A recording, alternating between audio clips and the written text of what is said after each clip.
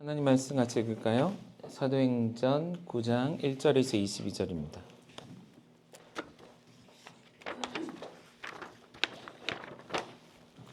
신약성경 사도행전 9장 1절에서 22절입니다.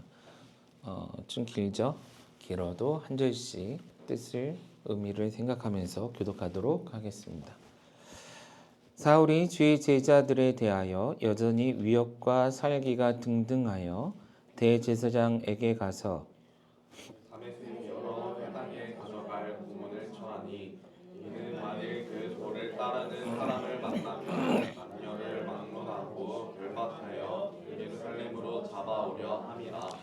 사울이 길을 가다가 다메섹에 가까이 이르더니 호련히 하늘로부터 빛이 그를 둘러 비추는지라. 땅에 엎드러져 들음에 소리가 있어 이르시되 사울아 사울아 내가 어찌하여 나를 박해하느냐 하시거늘 대답하되 주여 누구시니이까? 이르시되 나는 내가 박해하는 예수라. 너는 일어나 시내로 들어가라. 내가 행할 것을 내게 이를 자가 있느니라 하시니 같이 가던 사람들은 소리만 듣고 아무도 보지 못하여 말을 못하고 서 있더라. 사울이 땅에서 일어나 눈을 떴으나 아무것도 보지 못하고 사람의 손에 끌려 다메섹으로 들어가서 사흘 동안 보지 못하고 먹지도 마시지도 아니하니라. 그때 다메섹에 아나니아라는 제자가 있더니 주께서 환상 중에 불러 이르시되 아나니아야 하시거늘 대답하되 주여 내가 여기 있나이다 하니 주께서 이르시되 일어나 집가라 하는 거리로 가서 유다의 집에서 다소 사람 사울이라 하는 사람을 찾으라. 그가 기도하는 중이니라. 그가 아나니아라 하는 사람이 들어와서 자기에게 안수하여 다시 보게 하는 것을 보았느니라 하시거늘 아나니아가 대답하되 주여 이 사람에 대하여 내가 여러 사람에게 듣사온즉 그가 예루살렘에서 주의 성도에게 적지 않은 해를 끼쳤다 하더니 여기서도 주의 이름을 부르는 모든 사람을 결박할 권한을 대제사장들에게서 받았나이다 하거늘 주께서 이르시되 가라 이 사람은 내 이름을 이방인과 임금들과 이스라엘 자손들에게 전하기 위하여 택한 나의 그릇이라.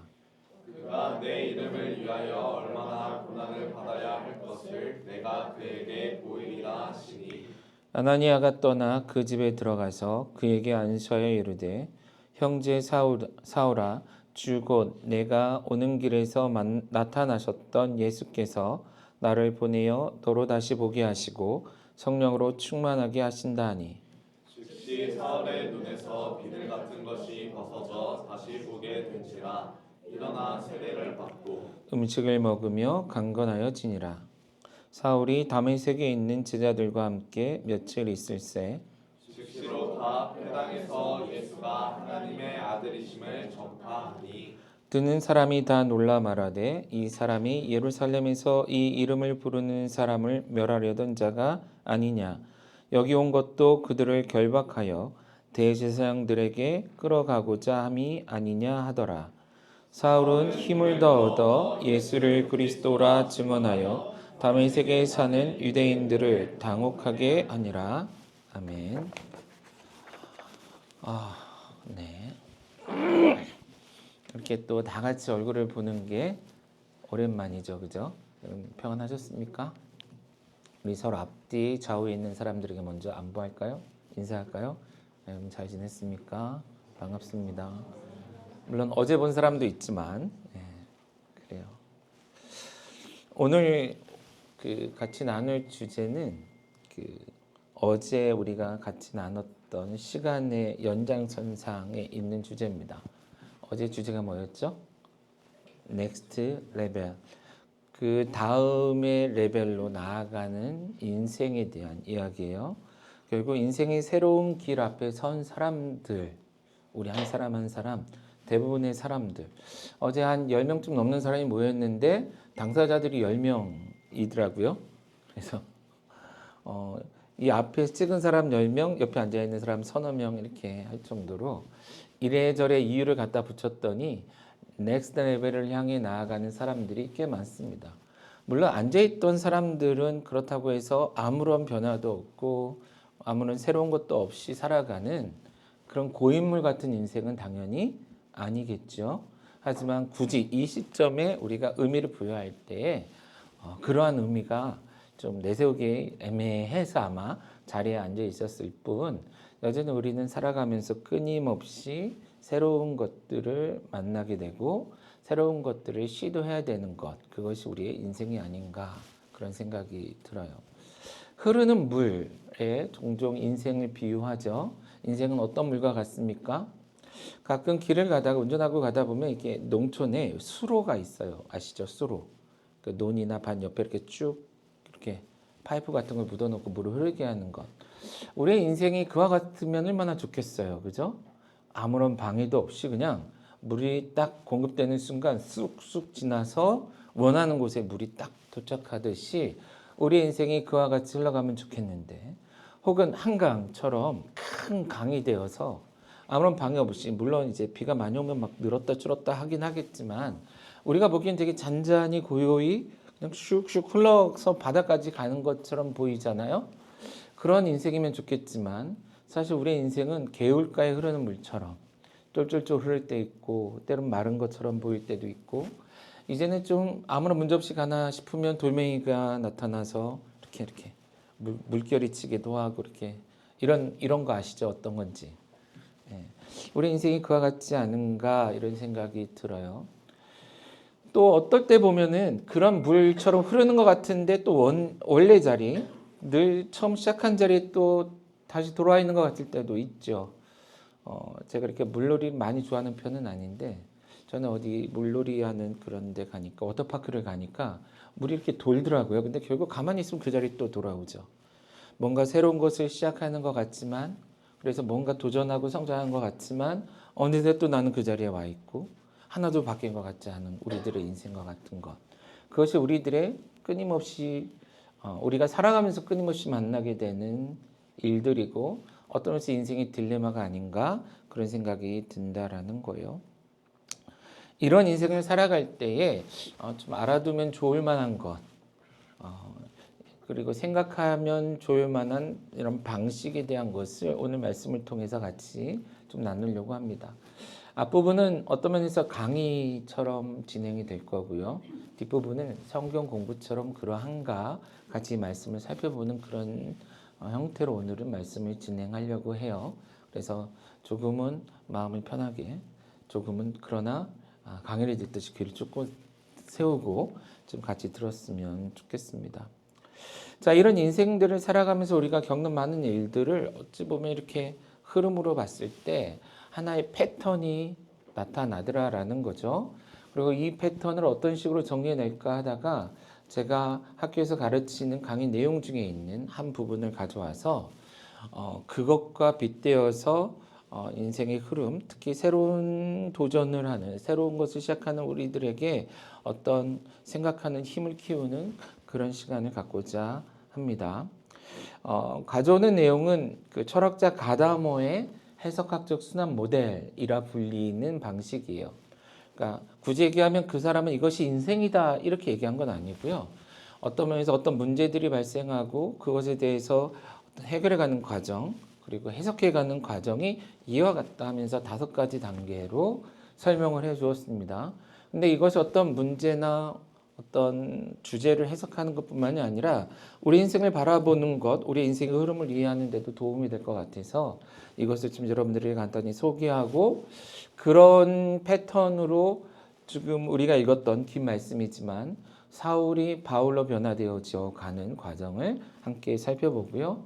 더 나아가서 우리의 모습, 우리의 지금의 상태는 어디에 있고 우리는 무엇을 해야 하는 시점에 있는지를 돌아보는 그런 시간을 가졌으면 좋겠습니다. 먼저 가다모의 해석학적 순환 모델을 간단히 설명을 할게요. 용어를 좀 이해해 두시면 좋은데 용어가 정확히 나중에 기억하지 않더라도, 기억나지 않더라도 이 흐름은 잘 이해하셨으면 좋겠습니다. 자, 먼저 이 내용을 설명해 드리면 1번은 전이해라고 불리는 전이해, pre-understanding이라고 불리는 단계입니다. 쉽게 얘기하면 이미 우리가 가지고 있는 이해들, 우리의 상태를 이야기하는 거예요. 자, 지금의 나는 역사로부터 발전돼 와 있는 나이죠. 우리는 알게 모르게 한국인의 한국인됨을 받아서 가지고 있고, 태어나서 부모로부터 끊임없이 들어왔던 이야기, 학교에서 배웠던 이야기, 주위 사람들에게 들었던 그런 이야기들과 그것들 중에 일부 혹은 굉장히 많은 것을 내가 받아들인 상태로 아, 이게 나구나, 이게 인생이구나, 난 앞으로 이렇게 살아야 되는구나 하며 살아왔다는 거예요. 그러니까 지금의 나의 상태, 지금 어떤 변화를 앞두고 있는 시점에서 변화 직전에 이런 문제를 인식하기 직전의 나의 상태가 있다라는 것입니다. 그것이 우리의 시작점일 거다라는 거예요. 그리고 두 번째 단계는 중단의 경험이라고 해놨는데 이것이 완전히 스탑한 상태는 아니고요. 쉽게 생각하면 문제가 생겼다라는 거예요. 문제 그러니까 좀 부정적으로 들리나요? 그럼 질문.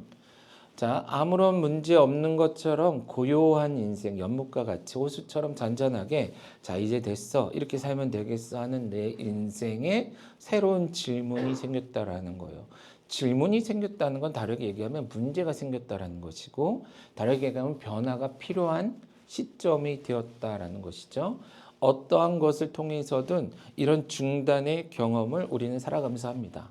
누구는 건강의 문제로, 누구는 재정의 문제로, 누구는 나이가 되었으니 이제 어떤 학교를 가야 될까? 혹은 학교를 했으니 어떤 직장, 직업을 가져야 될까? 이 모든 것들이 다 중단의 경험일 수 있어요.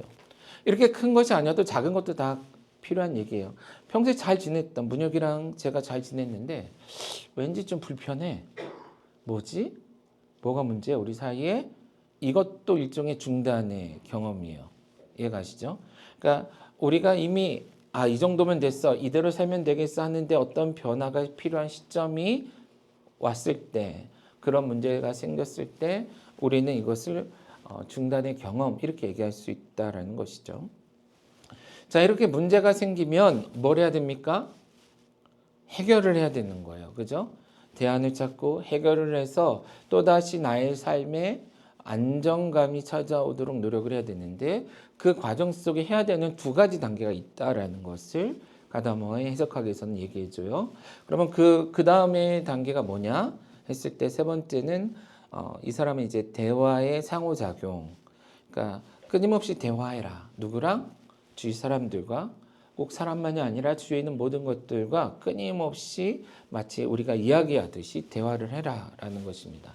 자, 무슨 얘기냐면 문제가 발생했다면 자, 이 문제의 원인을 규명할 뿐만 아니라 이 문제를 해결하기 위해 필요한 모든 정보, 모든 지식, 모든 도움을 다 가져다 쓰라라는 거예요.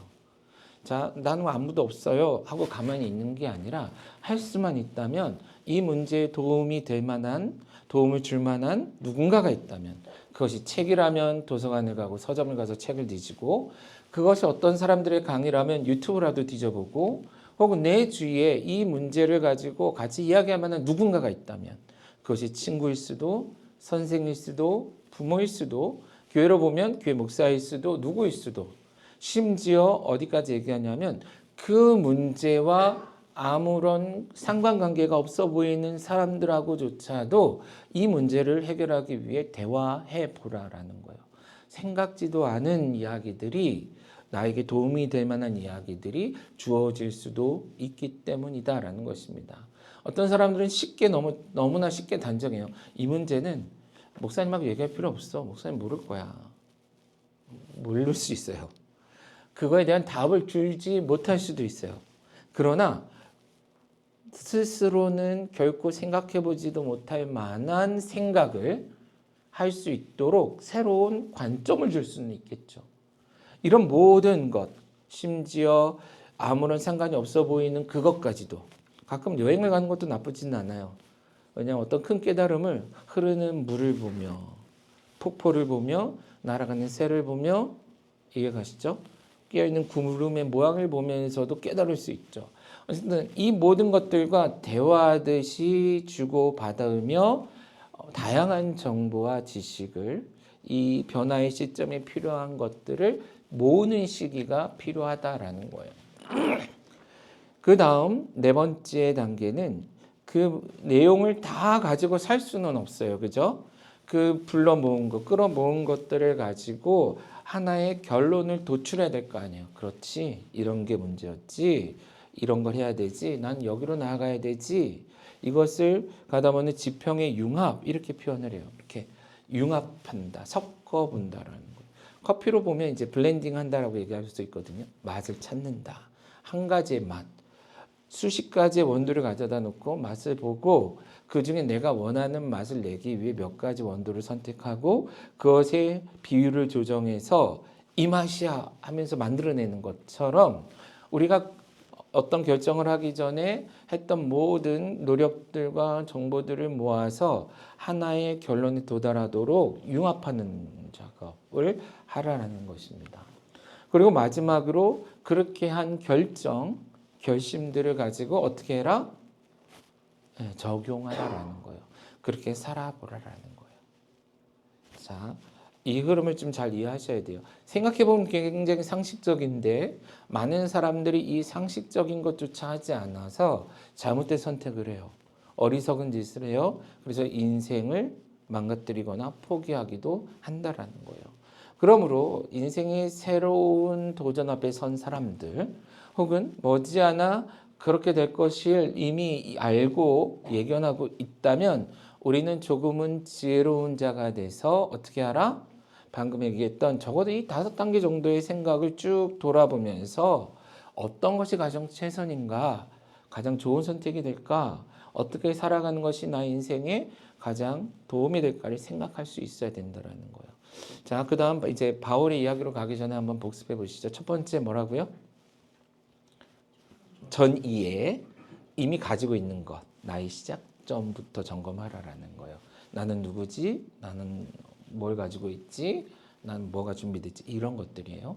두 번째 뭐요? 중단의 경험. 뭐가 문제지? 왜 이런 어떤 문제가 생긴 거 아니에요? 그죠? 그 질문들 제대로 질문해 보라라는 거예요. 세 번째 그 질문에 답하기 위해 뭐 해라? 대화하라. 대화의 상호작용 이렇게 얘기했는데 가능한 모든 것과 할 수 있는 최대한 많은 것들과 접촉해서 필요한 정보들을 도움을 받으라. 네 번째, 지평의 융합. 그것을 종합하고 정리해서 나에게 필요한 것들을 모아서 가장 좋은 결론을 도출하라. 다섯 번째, 적용. 결정만 하지 말고 뭐 해라? 해라. 그렇게 살아라라는 거예요. 자, 적용의 단계에 들어갔을 때 처음에는 어색하고 힘듭니다. 아, 이게 맞나? 의심되기도 해요. 그러나 그것을 꾸준히 해내면 어느 순간 그것이 나에게 굉장히 익숙해지죠. 마치 원래 이게 내가 이러려고 지금까지 공부했구나. 내가 이 나이 먹도록 산 것이 이것 때문이었구나라고 깨닫게 돼요. 그러면 이 적용한 내용들은 결국 다시 뭐에 흡수되죠? 우리의 전 이해가 되는 겁니다. 여기까지 하십니까? 자, 그러면 우리가 넥스트 레벨이라고 얘기하는 건 뭐예요? 지금 이전 단계, 이전의 전 이해죠. 나의 시작점, 나의 레벨에서 시작이 돼서 변화가 필요하네? 어떤 변화가 필요하지? 이런 변화를 해야 되겠구나 해서 그것을 노력해요. 해내다 보면 어느새 그것이 지금의 나의 레벨이 되는 거죠. 나의 모습이 되는 거예요. 지금의 내가 되는 거예요. 그렇게 해서 우리는 이전의 단계에서 다음 단계로 그러면 또 그 다음 단계라고 불렸던 어제 10명 정도 되는 우리 지체들이 얘기했던 지금 나는 이런 새로운 단계로 나아갑니다는 1년 혹은 2년 뭐 기간은 상관이 없어요. 사실 짧거나 길거나 상관없이 시간이 지났을 때 그것이 나의 또 시작점인 거죠. 전이해가 돼서 뭐가 문제지 하면서 또 시작한다라는 거예요. 인생이란 이렇게 계속해서 순환하면서 발전해 가는 것이 아니냐라는 거예요. 어떤 사람은 이것이 극적으로 일어나요. 그런 사람들은 가끔 이런 데 서서 간증이라는 걸 하죠. 저는 잘 보진 않지만 새롭게 하셔서 이런 프로그램 보면 간증하는 분들이 많아요. 그죠? 그분들의 이야기, 레퍼토리를 보면 대부분 이런 스토리일 거예요. 난 원래 이랬어요. 문제가 생겼죠. 뭐가 문제인가 고민을 하다가 이런저런 사람들, 이런저런 일들을 통해서 깨달음을 얻었고 그 결과 나는 이렇게 살아야 되겠구나라고 결심을 했죠. 그래서 저는 이렇게 살도록 노력을 했더니 오늘날 이렇게 살고 있어요 라고 얘기를 할 겁니다. 여러분도 그러지 않을까요? 여러분의 인생도 짧은 스토리로 만들어 보려면 아마 이런 흐름으로 이야기가 진행되지 않겠냐라는 겁니다.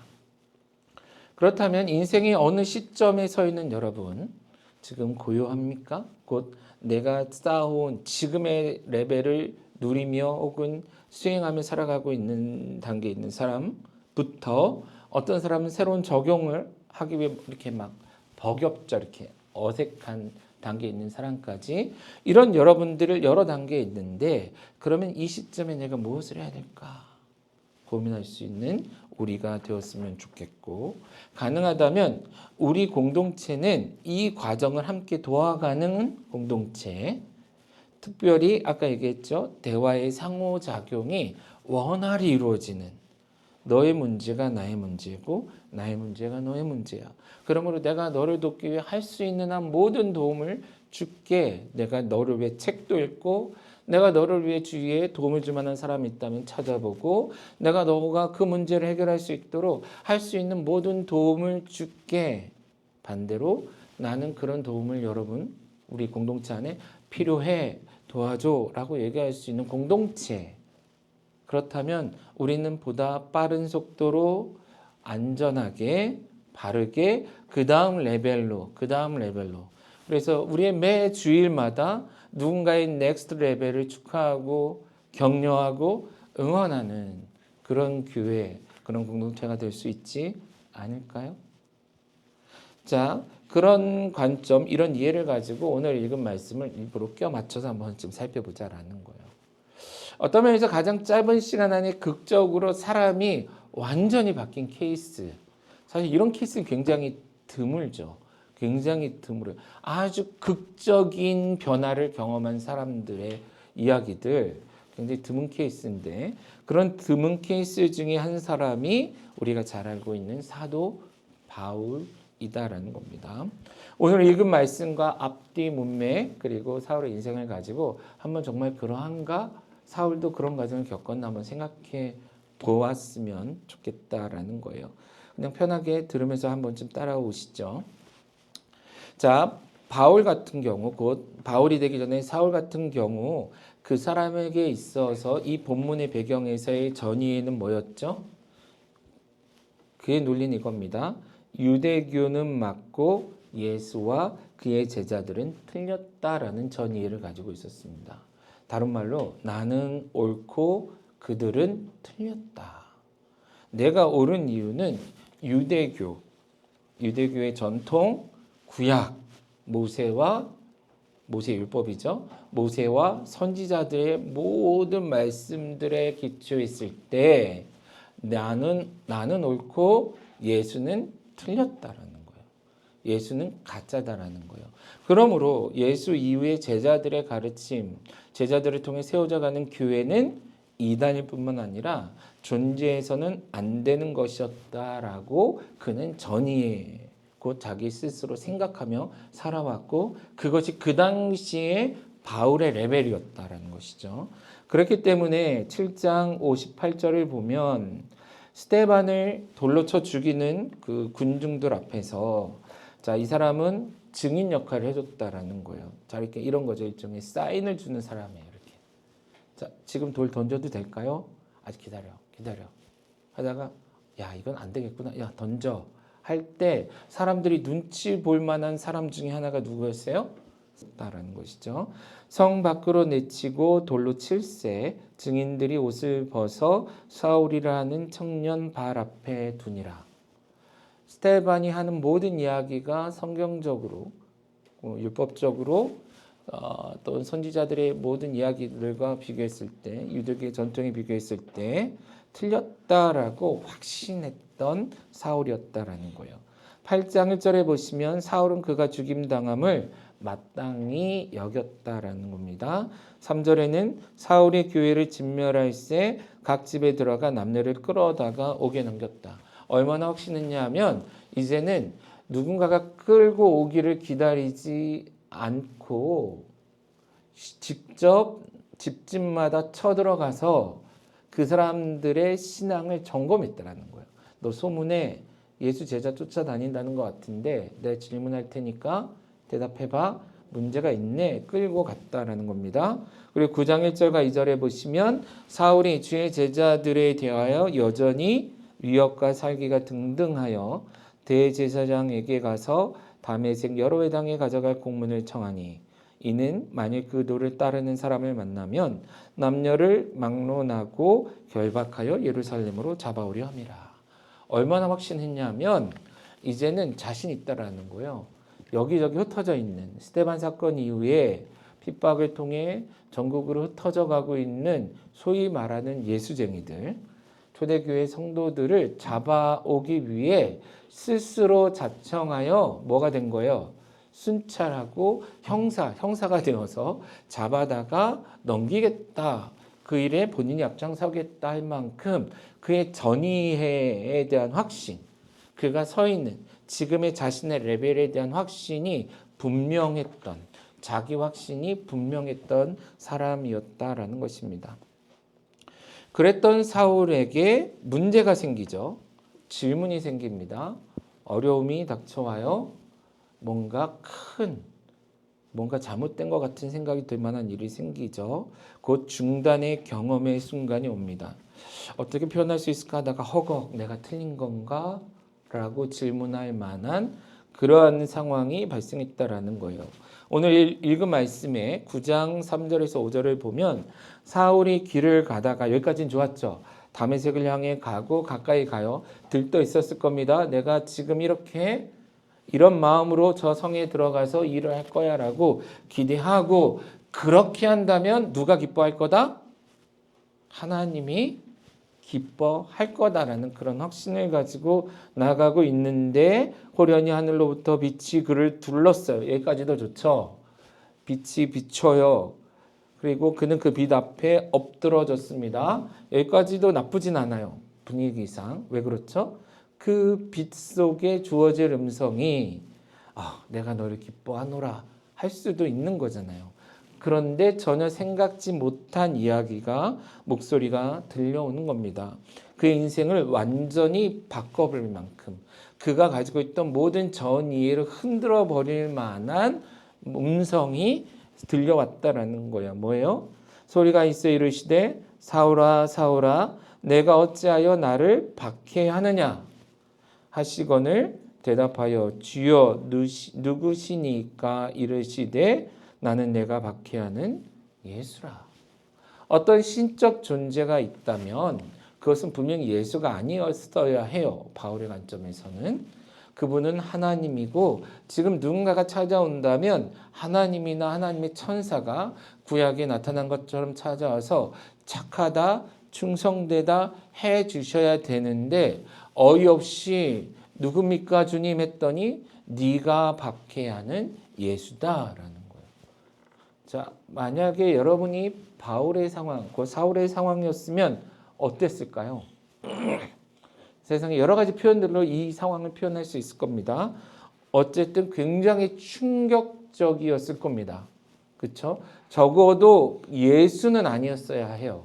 그런데 예수의 목소리가 들려왔고 자기가 하나님을 위해 한다고 했던 모든 것들이 결국 하나님의 아들 예수 그리스도를 박해하고 핍박하고 어렵게 만드는, 기쁘게 하는 것이 아니라 불편하게 만드는 것이라는 것을 깨닫게 되었던 것이죠.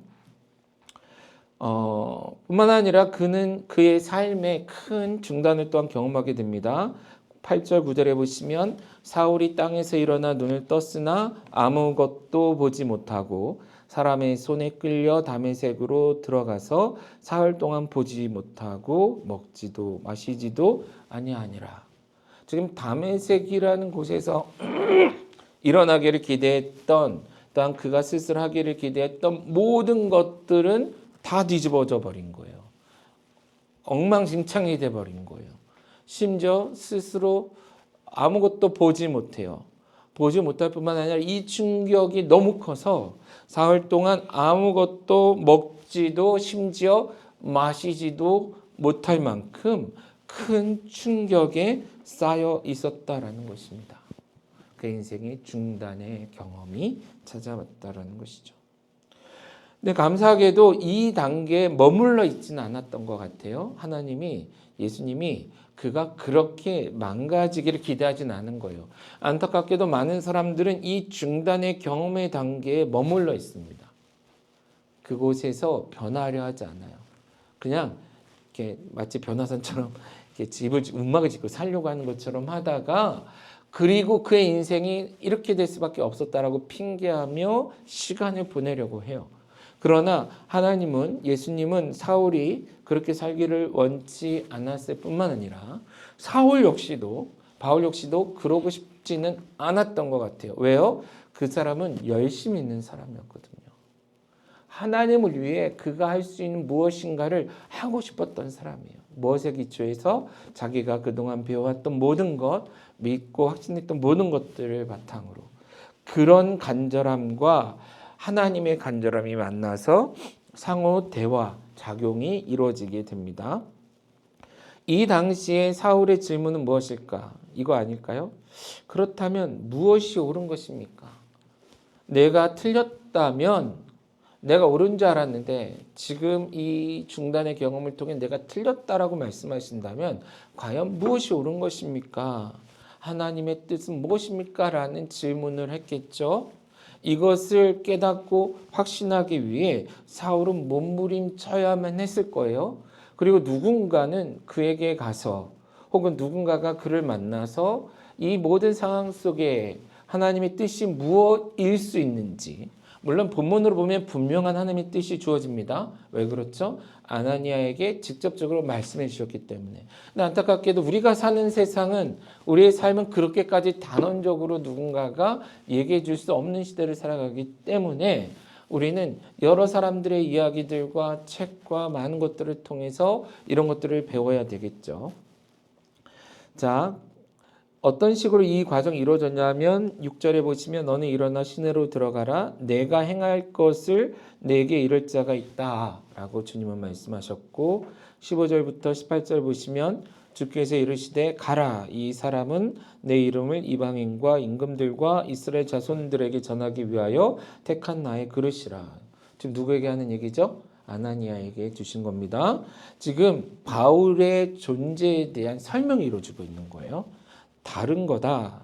그가 내 이름을 위하여 얼마나 고난을 받아야 할 것을 내가 그에게 보이리라 하시니, 아나니아가 떠나 그 집에 들어가서 그에게 안수하여 이르되 형제 사울아, 주곧 내가 오는 길에서 나타나셨던 예수께서 나를 보내어 너로 다시 보게 하시고 성령으로 충만하게 하신다 하니 즉시 사울의 눈에서 비늘 같은 것이 벗어져 다시 보게 된지라. 물론 이 사건은 짧은 시간 안에 극적으로 이루어지기 때문에 분명하고 확실한 사람을 통해 분명하고 확실한 하나님의 뜻이 주어지고, 그것을 통해 사울은 이 지평의 융합 과정이 빠르게 진행이 됐겠죠. 그러나 우리의 인생을 놓고 보면 꽤 많은 시간, 이런 시간들을 가져야 할 겁니다. 뭐지? 뭘 해야 되지? 뭐가 하나님의 뜻이지? 사실 이 시간이 가장 힘든 시간일 거예요. 마치 사울이 눈이 보이지 않고 아무것도 먹고 마시지 못할 만큼 힘든 시간들, 그가 지금까지 배워왔던 모든 것들을 다시 유추해보고 뭐가 문제냐? 예수가 틀렸다 하고 제자들이 틀렸다 하고 그 시대에 소위 말하는 그리스도인들이 틀렸다라고 자기는 단정지었는데, 그래서 스데반을 죽이는데 동조했는데 과연 스데반이 맞고 내가 틀린 이유는 뭐냐? 이 질문에 끊임없이 답을 찾는 시간들을 보냈겠죠. 그리고 그것에 있어서 해결되는 시간을 갖습니다. 물론 이 지평의 융합은 아나니아를 통해 주어지는 말씀을 통해, 아나니아를 통해 짧은 말씀만이 아니라 그 모든 과정들을 다 아나니아의 입을 통해 들었을 거예요. 심지어 사울의 마음속에 있던 깊은 생각까지도 아마 예수님께서 아나니아를 통해 드러내지 않았을까요? 그러니 그 머리 좋고 똑똑하고 지혜롭다는 자가 강한 리더십을 가졌던 사울이 납득하고 수긍했겠죠. 그렇죠? 자, 그건 무슨 얘기냐면 지평의 융합을 통해서 시기를 통해서 이것이었구나. 나는 사울의 입장에서요. 내가 유대교에 충성하고 말씀을 연구했던 것이 이 이단이 팽배한 예수의 제자들을 잡아 가두는 것이라고 생각했었는데 이것이 아니라 반대로 예수와 예수의 제자들을 통해 세워지는 교회, 이것이 더 나아가 유대를 넘어 예수님의 말씀처럼 땅끝 곧 이방인들에게까지, 이방의 임금들에게까지 전달하게 하시기 위한 것이었구나라는 것을 어떻게 해요? 확신하게 되는 것. 그건 이것이 하나님의 뜻이구나라고 확신하는 그러한 단계로 들어섰다는 것이죠. 그렇기 때문에 18절 19절에 보시면 사울은 아나니아를 만나자마자 이 대화를 끝내고 어떻게 해요? 이제는 일어나 세례를 받습니다. 그리고 음식을 먹으며 건강을 회복합니다. 머물러 있지 않아요. 3일 동안 단식했기 때문에 몸이 축났을 수도 있지만 그 단계에 머물러 있지 않고 급히 일어나 내가 주 예수의 이름으로 세례를 받겠습니다 하고 소위 말하는 그리스도교, 기독교에 귀의하는 거죠. 개종을 하는 거예요. 유대교회에서 바로 믿음의 노선을 바꾼 거죠. 그리고 뭐예요? 음식을 먹으며 힘을 회복해요. 그 다음에 무엇을 하죠? 나아가서 복음을 전합니다. 뿐만 아니라 이 지평의 융합 과정을 그는 계속해서 보내게 되는데 9장 28절에서 29절 우리가 읽지 않았지만 사울이 예루살렘에 가서 제자들을 사귀고자 하니 다 두려워하여 그가 제자됨을 믿지 아니하니 바나바가 데리고 사도들에게 가서 그가 길에서 어떻게 주를 보았는지와 주께서 그에게 말씀하신 일과 다메섹에서 그가 어떻게 예수의 이름을 담대히 말했는지를 전했죠. 이 과정을 통해 사도들은 사울을 받아들이죠. 받아들이면서 그들 안에 무엇이 이루어졌을까요? 예수의 가르침을 주고받는 이야기들이 오가지 않았을까요? 사울은 사실 예수의 가르침에 대해서 밟지 않던 자였는데, 자, 제자들과의 교제를 통해서 그는 그렇구나, 그 예수, 다메섹으로 가는 길에 만났던 그 예수, 나에게 말씀하셨던 그 예수가 이런 분이며 그분이 가르친 것이 이거구나. 그리고 그 가르침이 자기가 전이해 속에 가지고 있었던 유대교에서 가르치던 핵심과 결코 위배되지 않구나. 다르지 않구나. 오히려 예수님의 말씀처럼 완성시키는 분이구나라는 것을 깨달았을까요? 깨달았겠죠. 더 확신하게 된 거죠. 그렇기 때문에 가는 곳마다 복음을 전했겠죠. 뿐만 아니라 9장 30절에 가시면 형제들이 알고 가이사랴로 데리고 내려가서 다소로 보내니라. 다소는 어디입니까? 바울의 고향입니다. 신학적으로 신학자들은 약 10년 동안 바울이 다소에 머물렀다라고 얘기를 해요. 이 10년은 뭐하기 전 10년이죠? 바울이 안디옥으로 올라와 목회하기 전, 선교 사역에 헌신하기 직전까지를 얘기합니다. 그러면 이 10년 동안 다윗은 뭘 했을까요? 모르죠. 뭘 했는지 모르지만 우리가 추측할 수 있는 것은 바울 서신들을 쓰기 위한 준비를 끝냈겠죠. 그렇죠? 바울은 모든 구약에 대한 그리고 바리새인들이 그동안 연구했던 모든 전통들과 이런 모든 것들을 통해서 예수가 하나님의 아들이 아니다라는 논리를 피는 것이 아니라 그 예수가 곧 하나님의 아들이며 구원자라는 논리를 세울 뿐만 아니라 이외에 누구를 만나든 논리로 싸워서 지지 않아요. 하나님의 말씀을 가지고 싸워서 지지 않는 신학을 정립하는 시간을 갖습니다. 결국 그 안에 파편적으로 있었던 혹은 아직 그 활성화되지 않았던 지식들을 다시금 점검하고 돌아보면서 지금의 바울, 지금의 사울이죠. 지금의 사울의 사울됨을 위한 준비를 끝냈다라는 거예요. 다 생각부터 행동으로까지 옮기기 직전까지 준비가 됐다라는 것입니다. 그런 단계를 거쳤다라는 거예요. 그리고 나서 그는 어떻게 합니까? 적용 단계에 들어서요. 자, 적용 단계의 핵심은 뭡니까? 처음에 전의에서는 이거였죠. 유대교는 옳고 예수와 그의 제자는 틀렸다였는데 지금 적용 단계에 들어섰을 때 그의 확신은 뭐죠? 유대교는 틀렸고 예수와 그의 제자들은 옳다. 다른 말로 나는 옳고 그들은 틀렸다. 지금 표현이 반복되는 거 느껴지시나요? 전의의 단계와 적용 단계의 자기 확신은 똑같습니다. 나는 옳고 그들은 틀렸다. 그러므로 나는 옳은 것을 위해 살아갈 거다.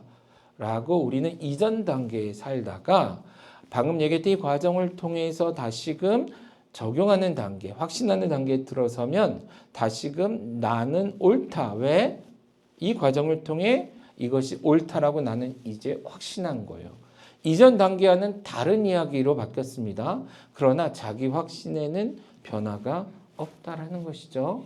나는 옳고 그들은 틀렸다. 혹은 나는 옳기 때문에 그렇게 살아가겠다라는 거예요. 사실 사울은 곧 그 즉시로 이 적용을 시작해서 그의 생명이 끝날 때까지 끊임없이 이 과정들을 반복하며 적용하는 삶을 살았던 것을 볼 수 있습니다. 9장 9절에서 19절인가 봐요. 19절에서 20절을 보면 사울이 다메섹에 있는 제자들과 함께 며칠을 있었는데 뭐라고 얘기하죠? 즉시로 각 회당에서 예수가 하나님의 아들이심을 전파했다. 지금 얘기했던 이 과정이 굉장히 빠르게 진행된 거 느껴지시죠? 아니다라는 확신이 있던 자가 맞다로 확신했을 뿐만 아니라 사람들에게 증거할 만큼의 확신을 가지고 실제 나아가 복음을 전했다라는 것입니다. 28절과 29절에도 보면 예루살렘 올라갔을 때도 마찬가지예요. 사울이 제자들과 함께 있어 예루살렘에 출입하며 또 주 예수의 이름으로 담대히 말하고 헬라파 유대인들과 함께 말하며 변론했다. 그리고 아까 다수 얘기했죠. 11장 25절 26절에 보면 바나바가 사울을 찾으러 다세에 가서 만나매 안디옥에 데리고 와서 둘이 교회에 1년간 모여 있어 큰 무리를 가르쳤고 제자들이 안디옥에서 비로소 그리스도인이라 일컬음을 받게 되었을 뿐만 아니라 안디옥에서 성령님께서 몇몇 사람들을 통해 주신 예언을 따라 그는 선교사로 기름 부음 받은 거죠. 헌신하여 전도여행, 선교여행을 떠났고 그 결과 순교하는 순간까지 복음을 증거하는 넥스트 레벨의 그 다음의 단계의 삶을 꾸준히 살아갔다라는 것입니다. 오늘 같이 나누고자 했던 내용은 이 흐름을 여러분들이 좀 이해하셨으면 좋겠다라는 거예요. 사고하는 힘을, 결정하는 힘을. 처음 시작할 때도 얘기한 것처럼 우리는 끊임없이 넥스트 레벨을 향해 나아갑니다. 어제 우리는 여긴가 봐요. 이게 맞나요 봐요 했지만 나는 오늘 이게 아닌가라고 의심할 수밖에 없는 존재이기도 해요. 그 의심이 드는 게 문제가 아니라 그 의심이 들고 질문이 생기고 문제가 생겼을 때 우리는 또다시 이 중단의 경험을 뭐예요? 상호 대화를 통해 정보를 모으고 생각을 발전시키는 것으로 더 나아가 이런 거구나라고 깨닫고 확신하는 것으로 그렇기 때문에 나는 어제 다짐한 것을 넘어 오늘의 나의 삶을 오늘을 넘어 내일의 나의 삶을 살아가야 한다라는 거예요. 그것이 인생이다라는 것이죠. 어떤 면에서 이러한 순간이 빨리빨리 찾아오는 것을 너무 힘들어하지 마세요.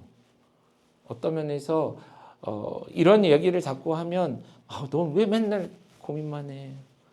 뭘 맨날 이렇게 뭘 받고 이렇게 복잡해 이러고 막 넌 그게 문제야. 신중하지 않아. 이런 식으로 세상이 우리에게 얘기할 수 있지만 어떤 면에서 우리가 확신을 가지고 나아가는데 발견하게 되는 만나게 되는 많은 문제들은 나로 하여금 또다시 인생의 그 다음 스테이지로 넥스트 레벨로 나아갈 수 있도록 부어주시는 하나님의 축복일 수 있다라는 거예요. 그러므로 우리는 담대히 한 걸음씩 내디딜 수 있는 것이죠. 만약에 하나님이 2단계에서 끝내버리면 넌 틀렸어. 그럼 우리 또다시 전위에 가서 또 헤매다가 또 뭔가 가져오겠죠. 넌 또 틀렸어. 하는 그런 인생만 반복한다면 그럼 너무 재미없잖아요. 그러나 우리 말씀해 보시면 그 사울의 인생을 완전히 뒤집어 엎어버린 업사이드 다운 시킨 주님은 아나니아를 준비시키시고 그를 통해 말씀을 주시고 그 위에 바나바와 그 이후에 제자들과 그 뒤에 그가 공부했던 모든 내용들을 다시 점검하는 시간들을 통해 하나님께 질문할 때마다 깨닫게 하시고 말씀해 주시는 그런 삶을 살아갔다라는 거예요. 그러면서도 그는 사역할 때도 마찬가지로 나는 매일 죽어. 그리고 오늘 일어나 이 과정을 다시 시작해. 어디로 가야 할지, 무엇을 해야 할지. 드로아에 섰을 때도 나는 여기서 어디로 가려고 했는데 환상을 통해 가라 하실 때 이게 뭐지? 아, 성령의 인도하심이었구나 고백하며 담대히 배를 타고 바다를 건너. 그래서 유럽이 복음화될 수 있었던 것처럼 끊임없이 이 길을 걸어갔다라는 것이죠. 광야를 사는 이스라엘도 그랬어야만 했을 것이고 오늘 우리의 인생을 살아가는 모든 그리스도인들도 이런 과정들을 밟아가야 된다는 것입니다. 이러한 시간들이 찾아오는 것을 이상하게 여기지 마십시오. 아직 하나님이 여러분들 향해 기대하는 일이 있기 때문일 것입니다. 여러분들의 인생에 아무런 일도 일어나고 있지 않다면, 아무런 중단의 경험도 없다면 슬퍼하십시오. 하나님이 더 이상 나를 기대하지 않는구나라고 생각하시면 됩니다. 그러나 문제가 생긴다는 것 자체만을 자랑으로 여기지 마십시오. 그것은 그 다음 단계로 나아가도록 초청하는, 주님이 오라 하시는, 내 앞에 서라 하시는 그런 것이라고 깨닫고 끊임없이 질문하고 말씀을 읽고 기도하고 사람들과 대화하고 책을 읽고 그러면서 답을 찾아보라라는 거예요. 그리고 그런 것들을 계속 우리 안에 나누고 그것을 통해 서로 돕고 도와가며 세워가며 이루어가는 그런 건강한 교회 되었으면 좋겠습니다. 작년 베트남 선교가 굉장히 빠르게 진행이 됐고 빠르게 성장했습니다. 이 과정을 계속 밟아갔던 것 같아요. 나름. 그래서 지금 여기 서 있죠. 끝이 아닙니다. 또다시 새로운 질문을 주님은 던지십니다. 그러므로 우리는 선교적 고민을 하고 있습니다. 건강한 교회도 지금까지 계속 그런 질문을 받아왔습니다. 이게 뭐죠, 주님? 어떻게 해야 되는 거죠? 오늘날 우리는 여기 서서 지금 이러고 있죠. 이 상태를 유지하는 것만이 하나님의 뜻은 분명히 아닐 것입니다. 만약에 우리가 여기가 조싸움이 하고 있으면 스데반 사건처럼 또다시 주님은 우리에게 또다시 우리로 하여금 앞으로 나아가도록 무엇인가를 주시겠죠. 힘든 시간들조차도 바라기는 그런 힘든 시간으로서만이 아니라 늘 우리가 영적으로 깨어 주님의 뜻이 무엇인지를 묻고 한 걸음 한 걸음 나아가는 우리. 그건 네임리스도 교육사역팀도 모든 선교사역팀도 마찬가지입니다. 그런 과정들을 통해 하나님의 인도하심을 따라 하나님이 예비하신 넥스트 레벨을 향해 나아가는 우리가 되어지기를 간절히 소원하고 그런 인생이 여러분들 인생이 되어지기를 바랍니다.